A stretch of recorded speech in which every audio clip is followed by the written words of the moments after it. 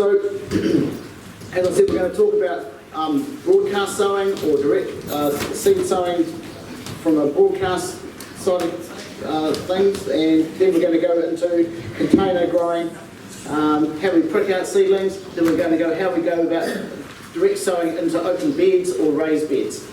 Without further ado, we'll get going, because I know we're still waiting on some people, we'll just have to get going. As I said, sowing can be lots and lots of fun, and the principles pretty much remain the same, and we'll go over those as we go. Now, when you come to sow seeds, you want to work out what you want to sow. When you want to sow, I suggest you sow and grow something you like. Don't just try to please everybody else. Some people like beans, some people don't like beans, some people like broccoli, collies, cabbage. But generally, the seeds that we sow broadcast sowing are seeds of specialist crop types, such as tomatoes, peppers, cucurbits, heat-loving sort of things, and also very fine seeds that you cannot direct sow into open ground. So we're going to go over that today. There should be some brochures here, some Odering brochures of seed sowing, how to sow, seed sowing calendar, what and when to sow, thing on vegetables, which is quite handy as well, and also you should have something on Legionnaire's disease. And I need to mention Legionnaire's disease because it always seems to raise its ugly head at this time of year. And that is because a lot of people, when they're using soils, if they've got compromised immune systems, it can be a problem, especially if they've had soil sitting in their garage or their shed over the winter time, because soils are a living, breathing thing. And you might not realise it, but once it goes in a bag like that, it's closed up and it's sealed, and that is actually heating up all the time to break down the bark in there, and it's also releasing fertiliser. So it's a really good breeding ground for bacteria. So if you are buying any sort of mixes, whether it's seed raising mix or potting mix or whatever, try and get what you need and use up everything that you need at that time within a pretty short time frame, maybe about 2 months, a month and a half. Because what we do with ours, when we do our mixing and bagging, we label our pallets, and they're all used within a month and a half in our places. So it's the same with your places. If you get it, a lot of people do buy them, and then they tend to drop them up and put them in their greenhouse. So if you do have old potting mixes or whatever, wear a mask if you are to open it in the wind or ventilated area, away from yourself. We don't have Legionnaire's disease here because we have our mixers nice and moist, like that, nice and wet, and they're also mixed fresh and they're used fresh. So this is Odering seed raising mix. A couple of years ago I did trials of all the seed raising mixes from the chain stores, the Tui's, the Daltons, and all the other mixes that were, the Yates mixes. And guess who's the best? If it wasn't, I'd work on it until ours was, but I mean, ours is good. This is our seed raising mix here. I just sowed a couple of things on the 21st of the 8th, and to show you how good it is. With a seed raising mix, you want a mix that's going to hold lots of moisture, but it's also going to have, it's not going to draw out too quickly. It's not going to be too wet either, so it's got to be just right. And also you want the right sort of fertiliser in there, so it's not going to grow too leafy. So it's, that was really good. Everybody like that? I'm happy with that. Yeah. Right, without further ado, sorry, I just hit the microphone. So use this good seed raising mix, like ours, and you can use it that way, or you can use a pot.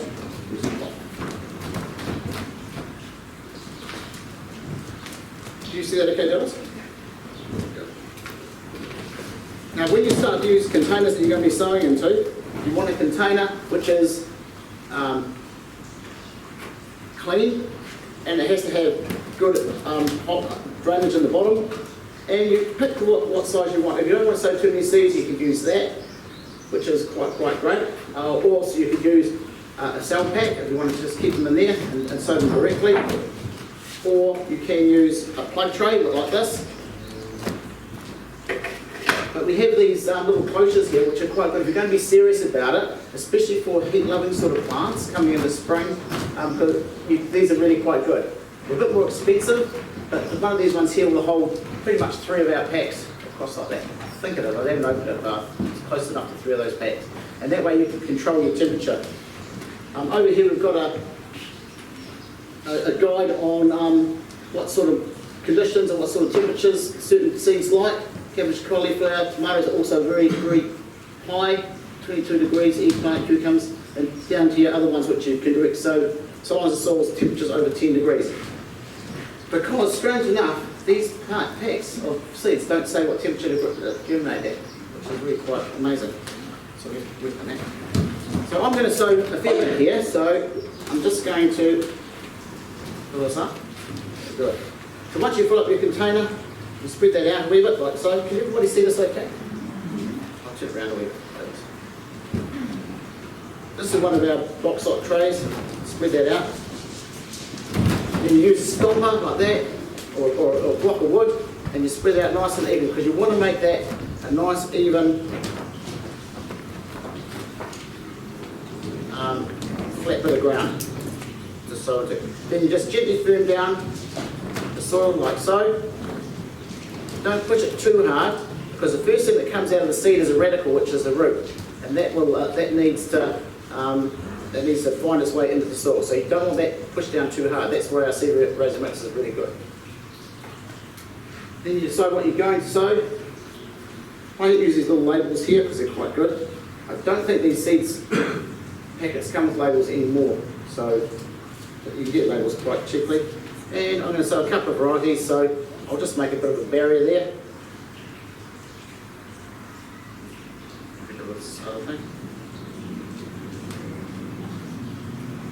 And I'm going to sow tomato early girl. And so what you do is cut open your packet from the top, just cut it underneath the top. Take out your foil pack, and you need to work out how many you need to sow. It should say on here how many there are in a pack. It's 25 seeds. So for what it's worth, I'll sow 25 seeds.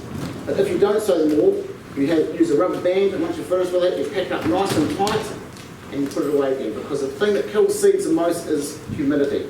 And so you don't pack that up nice and tight. If you are saving some till next time, you have to wrap it really, really tightly. Okay.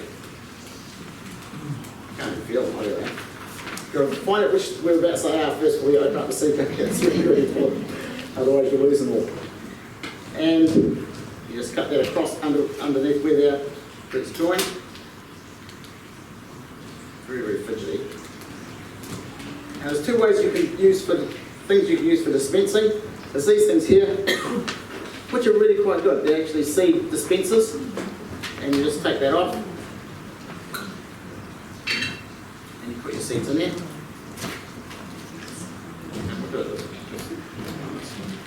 You see that right? And when you do that, just make sure you get all the seeds out if you want to do more like that. You just have to open it up. And you can actually feel sometimes if there's any seeds in there, but no, we've got more. Then you put this on. This has got a little holes in it, so you put it to where you want it to be. Get the seed size that you want it to do, which is that. And you start. And when you're doing this job, you don't want them too close together, so you want to spread them out quite a bit. So you go backwards and forwards, and you go back that way, so you get a good colour. That is tomato early girl. And the last one is put like that. And then the other one we'll sow today is pepper, sweet bell mixed. Okay, so we'll do this one a slightly different way, because the other way you can do this job is to make this into a dispenser. So who's got paper mache and everything? Because you just take the seeds out first. You get rid of that first out of the way, because your old packet, and you don't want to mix up any seeds. It's very important to keep records too while you're doing this, all the times you sow it.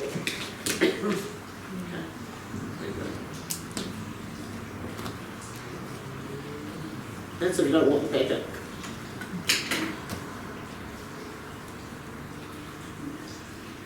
You open it up carefully. Oh,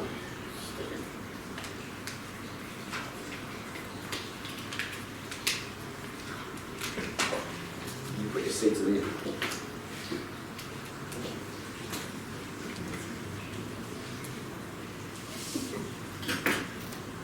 Sometimes use your scissors to open up if you need to, because these stick really, really well.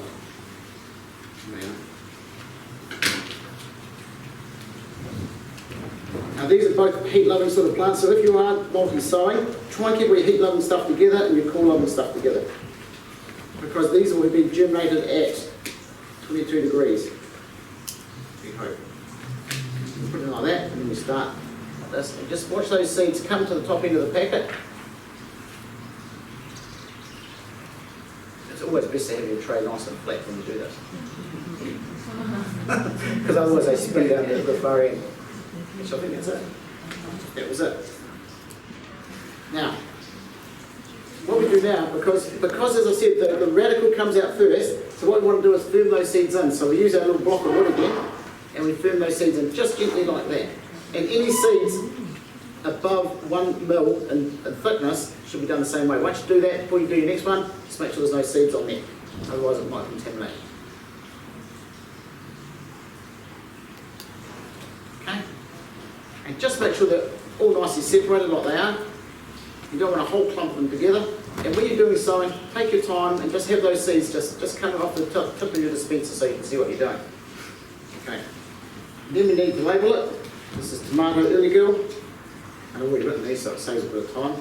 And put them in here. And the date, of course. It's always important to keep the records because you need to know when you sowed it this year as the last year, so if they will come to grief because of anything, you know what to do differently next time.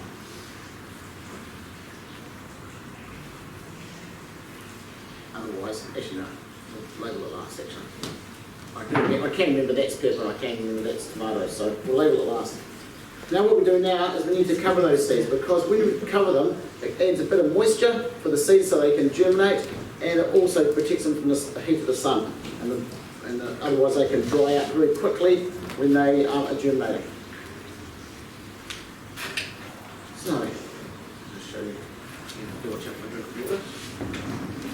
You can use a kitchen colander if you wish as well, but we'll use a sieve. Have you all got sieves at home? Yeah, good. So you put that down there, put a bit of soil on there, a beautiful mix. Now you don't want too much. You want to be able to control what you're putting on your seeds. Start here, and we just, when you're doing this, look around the sides of the tray, and you look at those seeds as well. Perfect. Just leave it on that corner. And then we just sprinkle that off. God, that's a huge broom, isn't it?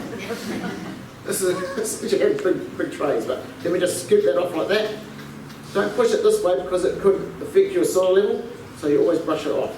It's just that just goes to waste that stuff. In fact, any of that soil that comes off, put it in your garden because it's quite good. And then you label it, tomato early girl, and you can label it going that way or the other way. And this is pepper. Okay. Is that good enough? Nope. We've got to water it. Now the thing is that some of these here, if you were growing these in a glass house, they're quite fine like that. Try and keep your temperature constant to what you need to germinate them at. If you're using these here, that's a lot more easy adjusted, which is great, but these here, with what I do, I put them in the glass. That's the other thing you can do, is put a polythene sheet over them, but keep them out of direct sunlight. If you can, you're covering them, keep them out of direct sunlight because they can overheat very, very quickly. Like that. Backwards and forwards. And don't let it dry out too much before you water, otherwise that water might just run off the top and then it'll puddle, then it could expose your seeds, which is not good. So you need to water straight away. And when you do water, try and water gradually so that water gets right to the bottom of the tray. That acts as a good water reservoir, so when it dries out, it works as a blotter and it will come up through and it will keep your seeds a bit more moist. These need to be watered probably every day while they're germinating. And certainly check, because they're your babies. You've got to look after your babies, right? It's so important. And I'll try just go one more time. Start watering first like that, and then go like that.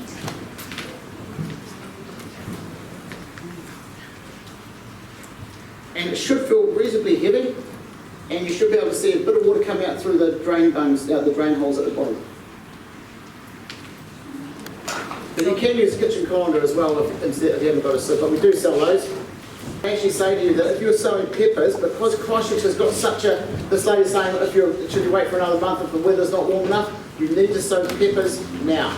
Because peppers are such a long crop and such a short window for growing chilies and capsicums, chilies and peppers, that you need to get them started, because otherwise they won't fruit up properly by the coming into the season. So I would have been starting with chilies probably about August, but now's okay, but you need to get them in real soon if you're going to be doing it. But you just have to grow them nice and warm in a garage or in your window, your kitchen window or something, but keep them nice and warm. But as your seeds grow, you need to take the cover off as soon as they germinate and just let them grow reasonably hard. If you keep a cover on them, like you keep them in there, or you keep them growing at that same germination temperature of 22 degrees, they would stretch up and hit the roof very, very soon. So as soon as they germinate, you need to take any covers that you've got on off them and grow them a lot harder, especially vegetables, because vegetables are quite hardy. These are the ones that are less hardy, but still the same sort of rule applies. But you need to keep them still after they've germinated around about the tomatoes, the peppers, the eggplants, probably about 14 to 16 degrees after they germinate. If you grow them too soft, what will happen is they will come up so far they'll just all flop over, which is not good. You want to really be able to run your fingers through it like that, and they stay nice and, is that all right? And you'll be able to do that and they stay nice and upright. A wee bit soft, but the harder you grow vegetables, the better, because then it will strengthen the cell walls, so it'll be harder for diseases and pests to get into to cause problems. Now, what we're going to do is going to show you how to prick out. We call it pricking out, but it's called transplanting, pricking out, a lot of things, but that's what we call it. And I'm going to use, this is fruit and veggie mix. Is it? No. No, that's recycled potting mix. We do have recycled potting mix that you can buy in bulk, but that would be okay for this sort of thing as well. So what you do is you fill up your tray that you're going to prick out into. You don't need to firm it down, just make sure it's nice and level. And when you start transplanting, use a fork. If you're going from a tray like that, if you're going from a plug tray, you should be able to pop it out with a nail or something from underneath. If you're growing in a hat, like that, same sort of thing. You need to make sure you're digging out as carefully as you can so you're not damaging those roots. So what you do is you put your fork down like that, and you dig it up like that, and you very carefully take a whole bunch like that, and just hold them, just cradle them in between your fingers, and you tap them. It looks like it's rough, but it's not, because you've got all those roots intact that way. Okay, then you place them down where you're going to be planting, either out in the open ground or in a tray like I'm doing now, just to show you, because it's better to show you like this. What happens if you don't do this? I've seen that. That's the difference. So that one's going to come to grief, and that one's going to grow. So this one here, the only way you'll be able to make that survive now is you keep it nice and wet, moist, and give it really good soil to grow into. So what you do with the seed is once you pick it up, you pick it up by the cotyledons. That's these two leaves that are the first leaves that comes out of the seed, and it should always be planted halfway up the stem.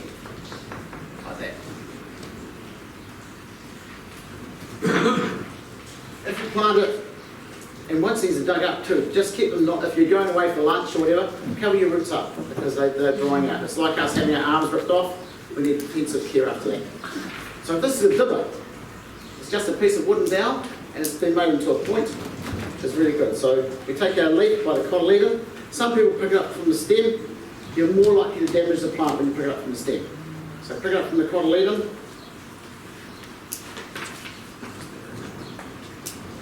Make a hole that's nice and deep, and when you're placing it in, jiggle it so the roots go straight down. You fill it once this way, and once that way.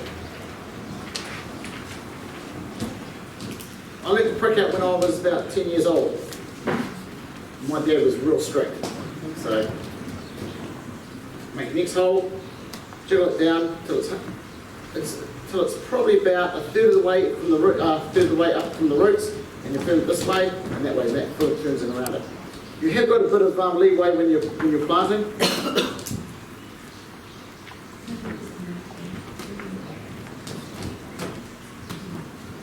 Now, plant it too deep.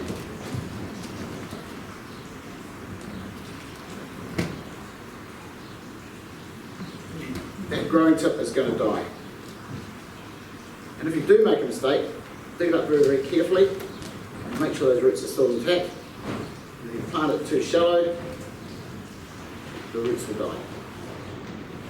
If you plant something on the side like that, it takes a lot of energy because that plant is going to want to grow to the sun very much straight away, and it takes a lot of energy for them to do that. And then if it does that, it'll have a bend in the stem, and that bend is very weak, the plant, and it could snap at some stage there.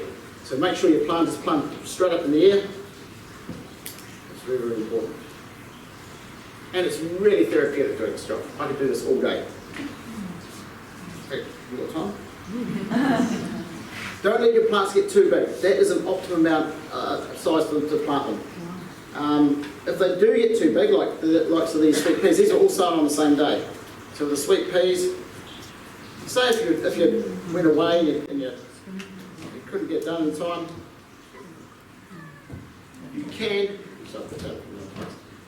if you want to, nip those roots back. Just nip them back. It's much better to nip those roots back than to have them bent up like that. Because if you bend them up like that, that's not how that plant wants to grow. It would rather have the roots taken off. It's like us with our arms behind our backs all the time. It gets pretty sore.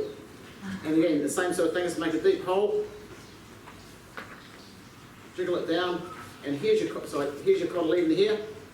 So you want that halfway between where the root is and that cotyledon. So I need to jiggle it down. Actually, if you need to make a deeper hole, do it down and firm it up really well. Once you've firmed that plant in, it should be firmed enough that it's not going to flop over. So you need to make sure that plant is put down firm enough. You push it once this way and once that way, down, straight up and down the air, like that. Okay. Sometimes with your peas, if they're too high in the tops and they are a bit floppy, you can prune them back a wee bit on the tops as well. But it's not a good practice, so just try to just do them when they need to be done. But this pea is called Vera. It's one of our seed packet ones, I think. So, but again, you don't want those roots to get too big, so look at that. Is that good mix or is that good mix? So again, with that there, you can see where there's a natural thing there. I'd probably take that back to there. Let's see, just nip them back, so you can get them in comfortably. I just wanted to show you the different types of pricking out that you have. It's most important to firm them in nice and gently, so that into the right depth and standing straight upright. Okay, I've also got some hollyhocks here, which I'm not going to show you today, but that is a generally how it's done. And once you have pricked out, don't leave it any more than sort of half an hour before you water. And when you do prick out your mix, it shouldn't be too dry. It should have just the right amount of moisture content in it, so it's not going to dry out too quickly, but half an hour at the most before you water. And again, you treat them the same way. You give them a really good soaking and let them water them really, really well. Does everybody understand that okay, that principle behind that? Because it's really, really important. Because when I was a kid, that's what we had to learn first around here. When I was 7 years old, actually, I was yeah, I went to sleep late, but yeah. Anyway, so the other things you can use to plant in are these here. These are little peat pots, and they look like those little tablets there. And you can grow, and this is a watermelon in here, I think. It looks like watermelon. Yeah, and so you put them in water and they expand to that, and then you plant them in the top, and they do their own thing. If you are planting into cell trays, the same principle applies. Get your seed, and they're usually bigger seeds if you do that, and you put them in so they're twice the thickness of the seed in depth, and you can just cover them over with a bit of soil. Okay. Right. Oh, sorry. What we're going to do now is talk about open beds. How many people have got raised beds?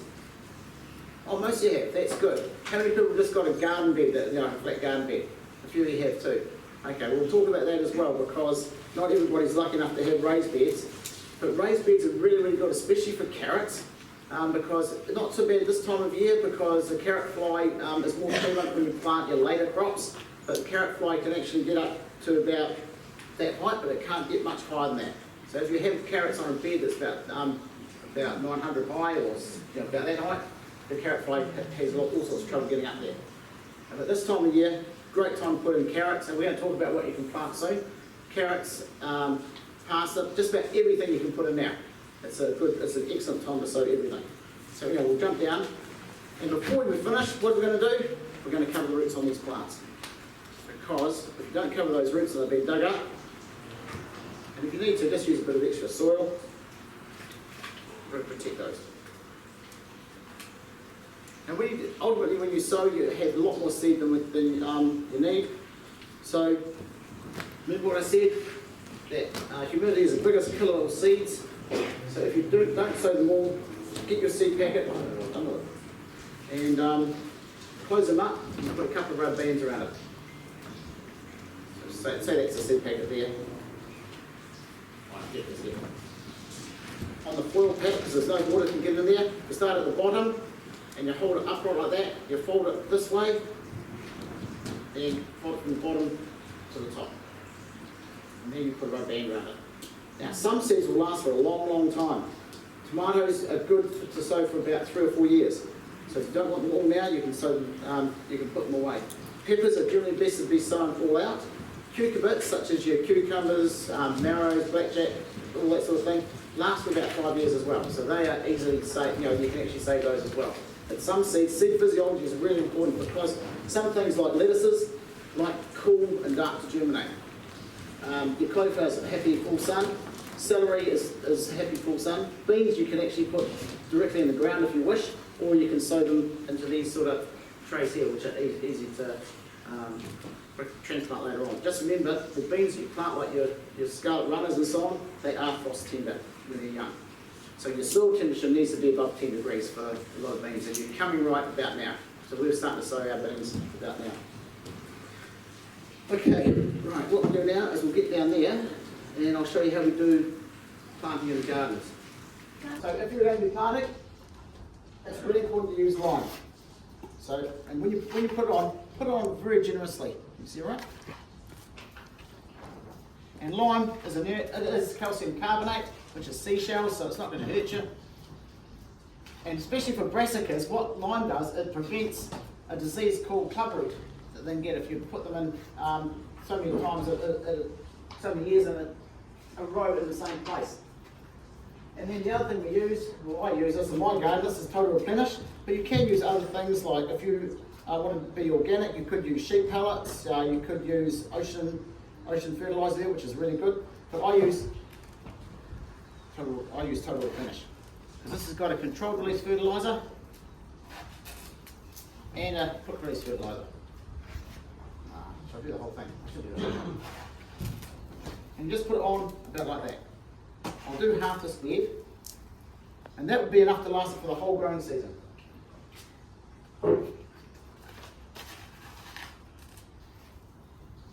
I'm sorry you're getting covered in lime. That's not going to hurt you. The other lime you could use is dolomite lime, which is calcium magnesium carbonate if you've got a magnesium deficiency, but it's really hard to tell if you have. Now, if you're going to be growing crops like the ones we've just done, we're going to be pricking them out, it's always important to get a deep root run for them. And especially with your root crops such as your carrots, parsnip, red beets, all those root crops, because otherwise they'll hit a pan of soil underneath and they won't be able to get through that, and it could be a real problem. And what's more, they could dry out quite a bit too. So basically what you do is you fork that right down as far as you can. I'm actually cheating with it because the soil's nice and soft. I dug it over yesterday. Let's left over for my strawberry torte. And you dig it over and go down as deep as you possibly can. Because it does two things. One, it allows the roots to get right down to the bottom. And the other thing it does is it stops water from perhaps blocking the roots to your plants. So the deeper the root run, the better. I'll leave that a little bit there so you can see the depth, how much lime that you put on there. I don't want to stand on it, so. But if you are digging over, start here and you work backwards. So you go like that and you work backwards.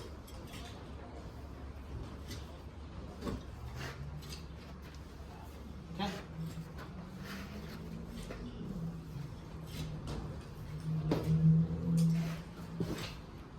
Now, when you're doing this, if you're deciding to put it in a bed in your garden, make sure you've got no trees around. Because if you've got trees around on a flat garden bed, what's going to happen is those roots, because it's got all this lovely food in here, those roots are going to come along and then come up into it. And within a year, that will be invaded with tree roots. So try and keep your veggie plot, if you are in flat ground, away from tree roots. It's so important. Then we'll spread that out. Use a rake if you need to. And if you're spreading out with a rake, if you've got any clods, take the clods out at the same time.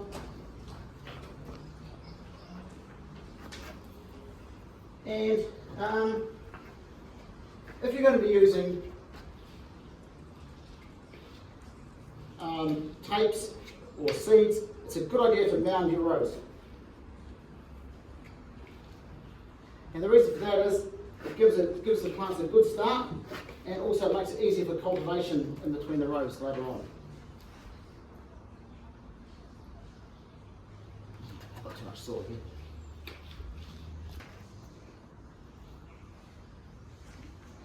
Now that's how I used to do mine when I didn't have a raised bed. And if I'm going to be planting tapes, which I'll show you actually, because yeah, fire on the top like that,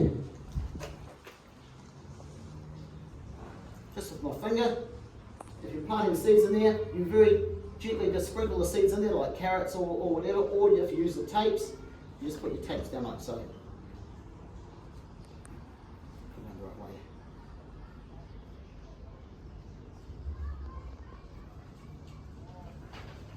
Okay, just like that. Now what I do with mine is I put them in there like that, and then I don't actually use the same sort of covering. I use a bit of fruit and veggie mix or a bit of other mix. And I just gently, twice the thickness of the seed, remember, just put it on top. And that does a couple of things. One, it keeps the seeds a lot more moist, and smothers some of the weeds that you might have coming up in your garden. And when you do that, have enough room so when you do cultivate, you can cultivate down the sides with a push hoe. This is my grandfather's push hoe. It's well worn out, but that's a good sized push hoe. That way you can go down the sides of the beds like that if there's any weeds coming up. And also it gives it a good, then you're not going to have too much water lying on top here, and the seed's going to be nice and moist as it germinates. And if you're going to be planting into a raised bed, you don't need to do that. Planting in a raised bed, you can just put your tapes in, or you can just actually I'll show you. You can do that if you wish, or you don't have to have it so pronounced. You can just make a small row like that, so you know where the carrots start and finish. And spread them out.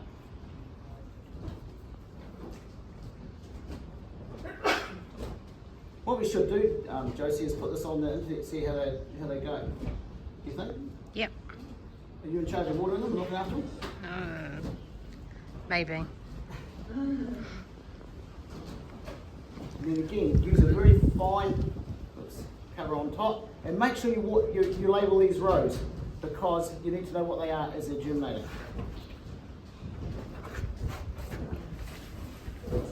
I'm using fruit and veggie mix. You could use seed raising mix. Seed raising mix would be really good, or just about any mix you could use. But remember, you want that covering twice the thickness of the seed, not too much.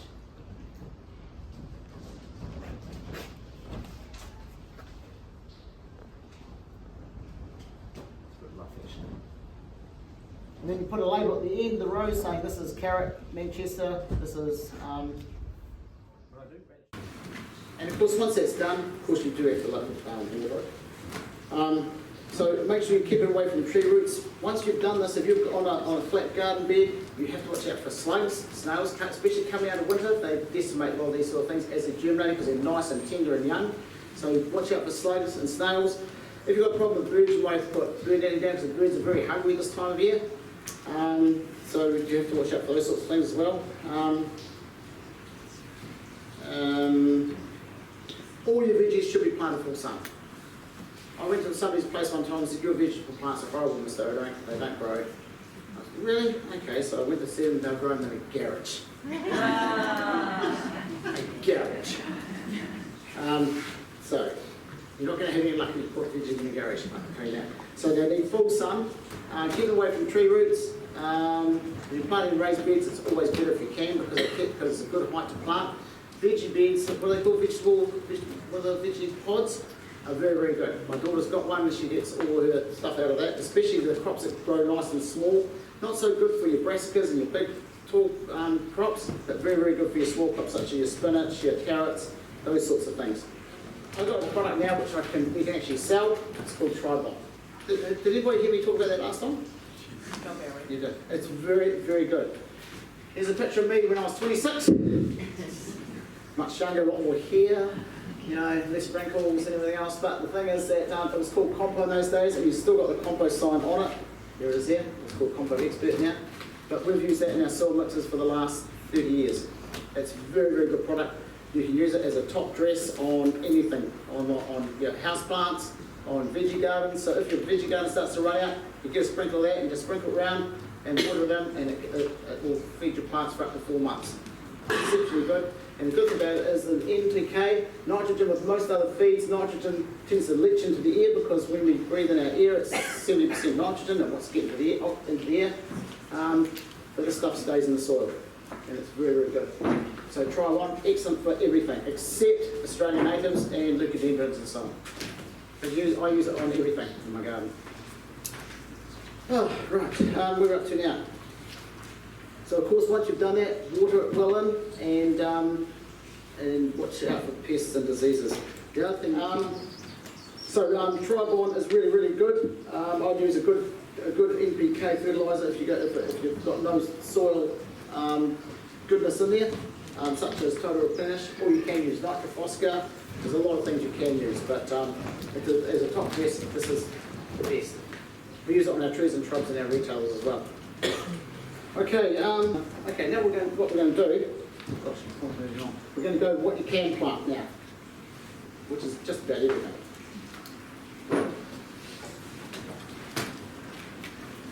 I'll have some of these things with you. Can you all see that all right? Okay, lettuces. As I said, if you're germinating lettuces, they like it cool and a wee bit dark. If it's too hot, too sunny, it will impede their germination. You can use a polystyrene tray if you want over the top of them. If you're sowing lettuces, it's really, really hot, like later on in the summertime. This is iceberg. There's other ones like mescaline, coral and oak types, but they are very tasty. Pickled lettuces, when you grow them in your garden, that's only one of the few vegetables you can grow in shade, partial shade, in the heat of the summertime. Because iceberg will tend to, if you get water in it, it will tend to, in sunlight will get on it and it will tend to rot it. So as much as you can grow as cool as you possibly can, like a bit of shade. And watch out for slugs and snails and birds too. Do you have seeds for that iceberg? Yes, we sell all those seeds in the shop. And incidentally, by the way, if you buy 4 seed packets, you get one free. We've got $5 off lean granules, and veggie packs are 20% off today. So either or. If you need to buy your veggies now, there's a nice lot of veggies in retail now. Spinach, very good source of iron. Who has spinach at home? Yeah, excellent in salads. Good source of iron. We grow about 3 different types, I think. Even though we call it spinach, we grow the right one for the right time of year. Celery beet, another good source of iron. The thing is with field beet, though, it tends to bulk the seed in the summertime, so there's a time from around about mid-January to about mid-February. You should cut that back a wee bit if you can, if you're sowing, because it does tend to bulk the seed sometimes in the heat of the sun, summer months. Again, with all these veggies, plant plenty of lime with them. Onion pukakari, plant those now. Of course, you all know about onions, really, really good. The red ones, of course, are a lot better for cooking, in my opinion. So California red and pukakari can be grown now. So from July to October, pretty much. This one here, leeks, great time for leeks. They're more of a winter harvest sort of vegetable, excellent for soups and flavouring vegetables, roasts and everything. So early spring, summer, choose 190 days, put them in thin rows 30 centimetres apart. Incidentally, if you are planting vegetables such as cabbages, collies and those sort of things, it's about 30 centimetres apart. These are spring onions, you can plant them just about all year round, but a lot of them, it says spring onions, but you can plant them just about right through, from now right through to autumn, winter. Really, really good in salads and so to add flavour. Now we're starting to add brassicas, cabbage candy green. Again, put lots of lime with those, and try to not have them grow too much, like 3 years in the same place. If you can, crop rotate a wee bit and give your ground a bit of a break. That's a good idea. Again, the things that bother these the most is probably a bit of aphids, a few aphids and so on. But again, full sun for those. Brussels sprouts, devil's veggie. I love it. Who likes Brussels sprouts? Oh, you do?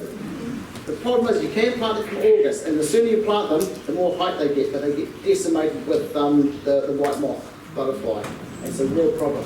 But they, if you do the diatomaceous earth products and Aerostush you can put on them, makes it look unsightly, but they are, now it's time to plant those, right through to January. They're good for your stomach.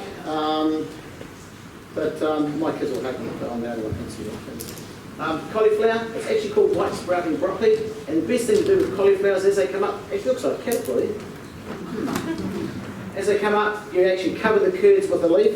In the summertime, they'll stop them from getting sunburned, and in the wintertime, they'll stop them from getting frost damage. So yeah, as the leaves come up, you cover over the tops of the curds, and it's a great way to protect the curds from the elements. Watch the water regime on these at all times as well. But what we do is we grow 3 different types of cauliflower in our pack range.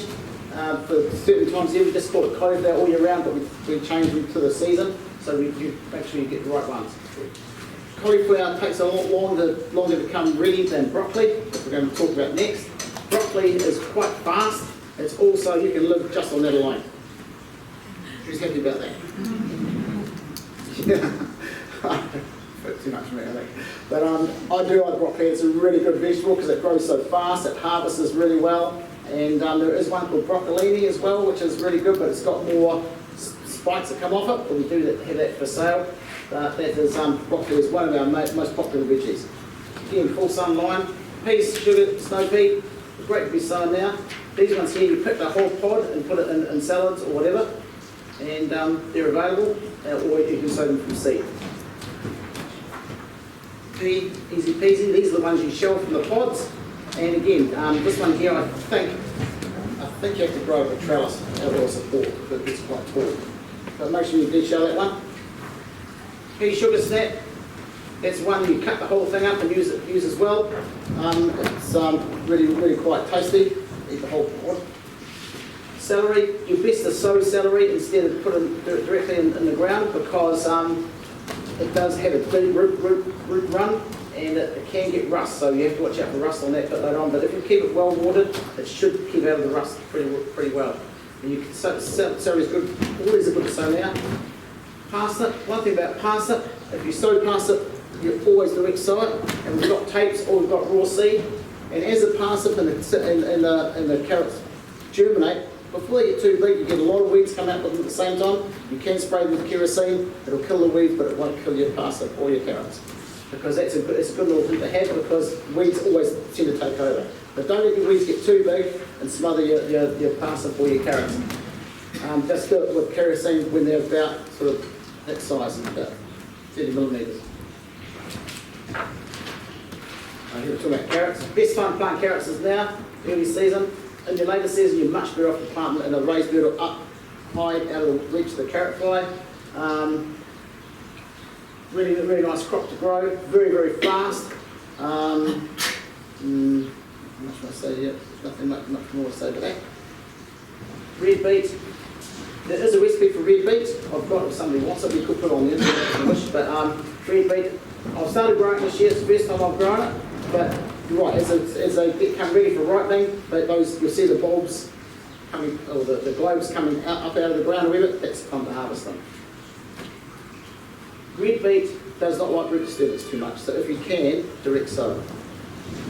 All those root crops are best direct sown if you possibly can. Radish can be grown all year round, really good in salads and so on. But again, being a root crop, the best direct sow. Beans, your scarlet runners, you're just about right to plant them now. And soil temperature needs to be above 10 degrees. Run up trellises or strings to get the best out of them. But they are frost windows, so you have to watch out for late frost. Just quickly, hang on from that. Tomato moneymaker. I'm going to be doing a talk on tomatoes very soon. If I get a chance, I've just gone past time. If I get a chance, I'll show you how I do mine at home. But the tomato moneymaker, all tomatoes need to be planted full sun. You can do them in your glass houses, but if you do, make sure your glass house is nice and clean, there's no lichen on your roof. The best thing for them is shrub and tub mix, which I've got down here, which is the best thing. I've got a young lady here which I've taught how to grow. Where is she? There she is. And she had good results doing what I told her last year, so that's really good. Tomato moneymaker is one of our most popular ones, and it's quite easy to grow. And I'll explain a bit about that soon. Capsicums, get them growing now. If you haven't got them in already, sow them urgently. Because the window for growing capsicums in Christchurch is very dissipates very quickly. Come March, you'll be lucky to sort of get much sunlight left into them. But if you can, grow them in a glass house or a cloche or somewhere where they're going to be nice and hot all the time. Eggplant is a bit like the peppers and the tomatoes. Come from tropical area, so you need to get those sown right now if you're going to be sowing them, or we've got the packs you want to plant them. But again, plant them real soon. Courgettes. The main reason why people lose courgettes is because they come in a pot and they plant them out on the sunny side of their house, but the wind blows them backwards and forwards until the stem snaps. If you plant a courgette, you always put a wee stake in the top and just tie them to the stake. Because until they get established, that's the main reason why people lose them. And the other reason is wind chill temperature. If you get a southerly wind and it comes through, it can knock them over as well. So, a bit early for those yet, but any time soon from around about end of September, if you're sowing those. Corn. Again, with corn, it's a heat-loving sort of crop. And when you plant those, plant them in a grid. So with corn, it's good.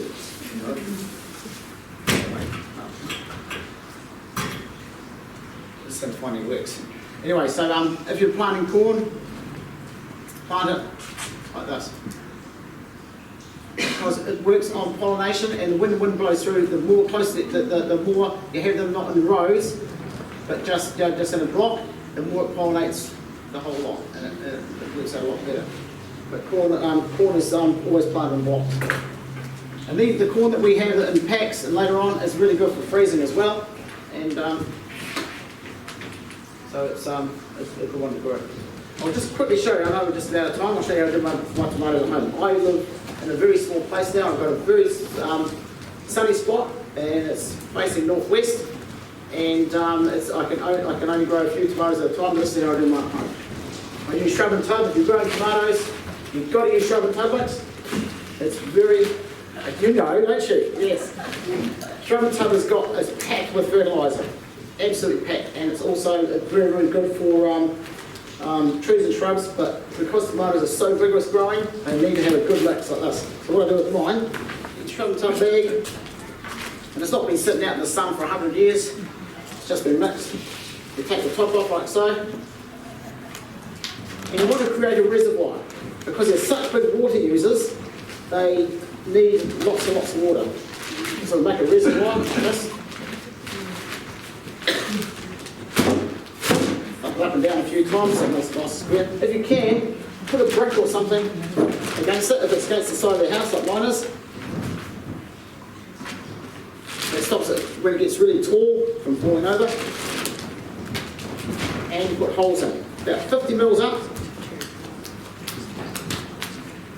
Holes. You need at least 25 litres of soil to grow grafted tomato in. And that creates a reservoir at the bottom too. So when you water that, all that water will run through, and some of the water will go to the bottom, and the rest of the surplus water will run out through the holes. And these are grafted tomatoes. Aren't they beautiful? Yeah. They're absolutely gorgeous. I'm going to plant mine this weekend. This one here is Moneymaker. And you just tap it up. Look at the roots on those. You see that? That is beautiful. That's how a tomato should look.